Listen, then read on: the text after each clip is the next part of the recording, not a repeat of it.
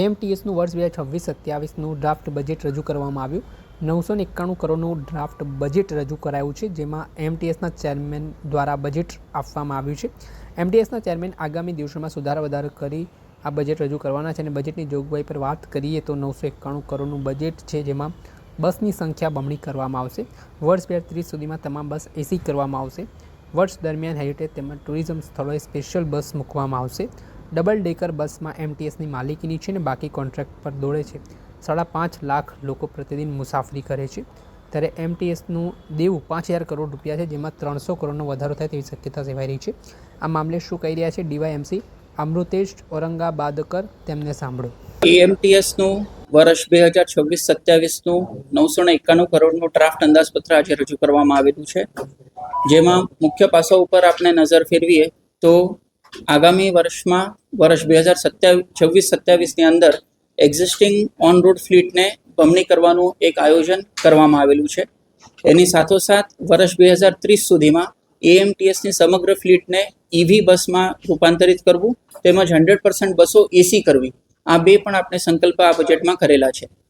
સાથે સાથે જ આપણે જો જોઈએ તો ટ્રાફિકની વધતી સમસ્યા ધ્યાને રાખીને મલ્ટીમોડલ ટ્રાન્સપોર્ટ હબ જે બે આપણા આરએફપી બહાર પાડવામાં આવેલા હતા, એને આપણે વિસ્તૃત કરીને લગભગ 4 થી 5 મલ્ટીમોડલ ટ્રાન્સપોર્ટ હબ્સ તેમજ 4 અલગ અલગ અમદાવાદના 4 ખૂણા ઉપર 4 અલગ અલગ દિશાએ બસ પોર્ટ, જેમાં એએમટીએસ, બીઆરટીએસ, જીએસઆરટીસી, મેટ્રો એક આખું વ્યવસ્થિત આયોજન કરીને ઇન્ટિગ્રેટેડ ટ્રાન્સપોર્ટ હબ્સ બનાવવાનું આયોજન પણ હાથ ધરવામાં આવનાર છે.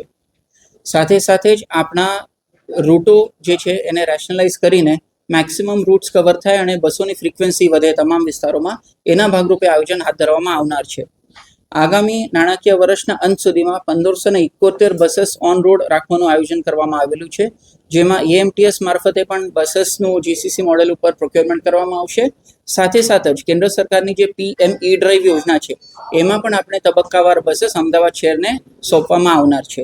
એ બસીસ પણ આપણે રૂટો ઉપર ડિપ્લોય કરવાનું આયોજન હાથ ધરવામાં આવેલું છે. સૌથી અગત્યનું પાસું આપણે જો જોઈએ તો ગત વર્ષના બજેટમાં આપણે સ્માર્ટ શેલ્ટર્સ વિકસાવવાનું આયોજન કરેલું હતું. મને જણાવતા આનંદ થાય છે કે આપણું સૌથી પહેલું સ્માર્ટ શેલ્ટર જે છે એનું ફેબ્રિકેશન પૂર્ણ થઈ ગયેલું છે અને એનું ઇન્સ્ટોલેશનની કામગીરી હાલ ચાલુમાં છે.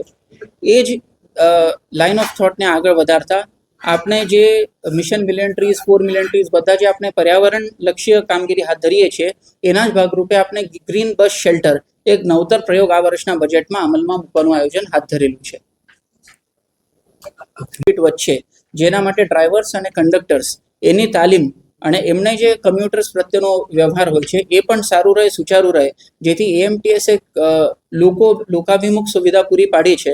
એના આયોજનના ભાગરૂપે આપણે ડ્રાઈવર્સ માટે 2 પીપીપી મોડેલ ઉપર મોબાઈલ ટ્રેનિંગ સેન્ટર્સ વિકસાવવાનું આયોજન કરેલું છે અને ડ્રાઈવર અને કંડક્ટરની તાલીમોની ફ્રીક્વન્સી વધારવાનું પણ આયોજન હાથ ધરેલું છે. ગ્રીન બસ શેલ્ટર કયા પ્રકારનું હશે, કેટલા? ગ્રીન બસ શેલ્ટર્સ જે છે આપણે પહેલા પ્રાયોગિક ધોરણ ઉપર 20 વિકસાવવાનું આયોજન કરી રહ્યા છીએ.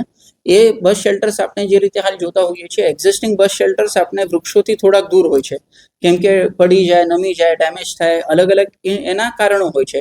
આ બસ શેલ્ટર એવું હશે કે જે એક્ઝિસ્ટિંગ વૃક્ષ હશે એને ઇન્કોર્પોરેટ કરીને અને અન્ય ગ્રીન ડિઝાઇનના જે કોન્સેપ્ટ છે એને ઇન્ટિગ્રેટ કરીને વિકસાવવામાં આવશે.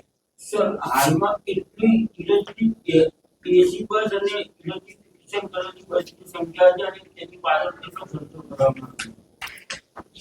Electric buses as on date આપણે 225 એએમટીએસ મારફતે 225 ઈવી બसेस જીસીસી મોડેલ ઉપર ઓન રૂટ મૂકવાનું વર્ક ઓર્ડર આપવામાં આવેલું છે, જેનામાંથી એઝ ઓન ડેટ 25 બસો આપણી પાસે આવી ગયેલી છે અને એના તબક્કાવાર ડિલિવરી આપણને મળવાની છે આગામી દિવસોમાં.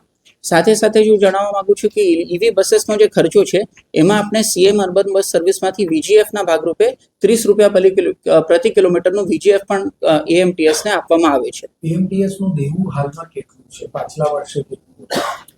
એએમટીએસનું દેવું આપણે અત્યારે ચાલુ વર્ષે આપણે એએમટીએસ જે દેવું એટલે કોર્પોરેશન પાસેથી લોન માગશે એની અંદાજિત રકમ 600 કરોડ જેટલી થવા પામશે એવું અંદાજ છે. પણ એની સાથે જ હું જણાવવા માંગુ છું કે આપણે બસોની ફ્રીક્વન્સી વધશે એટલે આપણે આવક વધવાની પણ પૂરેપૂરી સંભાવના રહે છે અને આપણે આપણું ટાર્ગેટ રહેશે કે આ લોન મિનિમાઇઝ થાય. અત્યારે આવક કેટલી? અંદાજિત આવક આપણી અત્યારે છે 450 ની આજુબાજુ. તે વચ્ચે એએમટીએસ ની માલિકીની બસ કેટલી દોડે છે અને ખાનગી માલિકીની બસ કેટલી?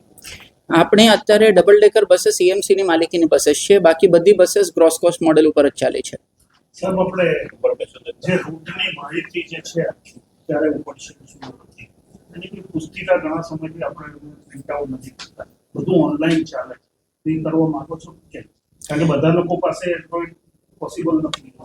જો જરૂર હશે તો આપણે ચોક્કસથી એનો વિચાર કરીશું, પણ જે રીતે આપણે જોતા હોઈએ છીએ કે મેક્સિમમ ડિજિટલ યુગ તરફ આગળ વધીએ, હવે આપણે EMCના સહકારથી, એમના ગવર્નન્સ ડિપાર્ટમેન્ટના સહકારથી ITMS અને AFCS નું જે આપણે એનું પણ અમલીકરણ ચાલુ વર્ષમાં AMTS અને BRTS AGLમાં થવા જનાર છે, જેના ભાગરૂપે બધી બसेसનું લાઈવ ટ્રેકિંગ બધા સિટીઝન્સ કરી શકશે.